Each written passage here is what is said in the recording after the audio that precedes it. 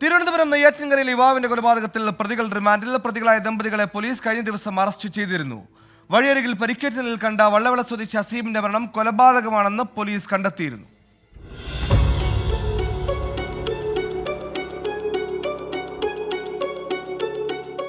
വഴിയരികിൽ കണ്ടെത്തിയ യുവാവിന്റെ മരണം കൊലപാതകമെന്ന് പോലീസ് കണ്ടെത്താൻ ഒരു ദിവസം എടുത്തില്ല.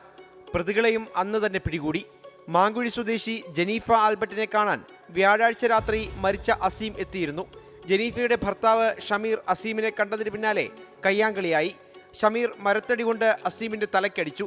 തുടർന്ന് ഷമീറും ഭാര്യയും ചേർന്ന് അസീമിനെ റോഡരികിൽ കൊണ്ട് ഉപേക്ഷിച്ചു. പരിക്കേറ്റ അസീമിനെ മെഡിക്കൽ കോളേജിൽ എത്തിച്ചെങ്കിലും ഇന്നലെ രാവിലെ മരിച്ചു. അസീമിന്റെ സുഹൃത്തുക്കളെ ചോദ്യം ചെയ്തതോടെയാണ് സത്യാവസ്ഥ പുറത്തു വന്നത്. പിന്നാലെ ഷമീറിനെയും ജനീഫയെയും പോലീസ് അറസ്റ്റ് ചെയ്തു. ചോദ്യം ചെയ്യലിൽ പ്രതികൾ കുറ്റം സമ്മതിച്ചു. കോടതിയിൽ ഹാജരാക്കിയ പ്രതികളെ 14 ദിവസത്തേക്ക് റിമാൻഡ് ചെയ്തു. 24 തിരുവനന്തപുരം.